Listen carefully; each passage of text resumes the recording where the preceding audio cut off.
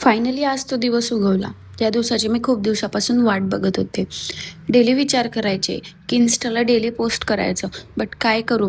माझी झोप मला काहीच सुधरू देत नव्हती. मला एवढी झोप लागते, मला सारखं नुसतं झोपावंसं वाटतं. त्यामुळे मला काहीच जमत नव्हतं.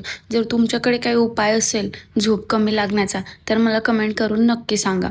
आज पुन्हा मला उठायला लेट झालं होतं, कारण झोप खूप लागते हे तुम्हाला माहितीच आहे.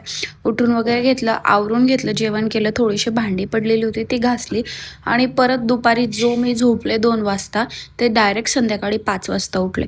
5 वाजता उठले, बाहेर आले तर वातावरण खूप छान झालेलं होतं. त्यामुळे सर्व विंडो वगैरे ओपन करून घेतले, पडदे ओपन करून घेतले.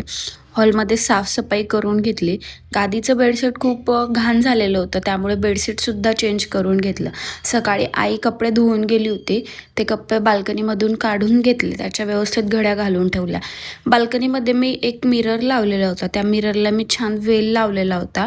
बट आता सध्या पुण्यामध्ये पाऊस एवढा सुरू आहे, समरमध्ये कसा पाऊस येतो हे तर मला अजून कळालेलं नाही आहे. त्या हवेमुळे तो वेल निघालेला होता, तो वेलसुद्धा लावून घेतला.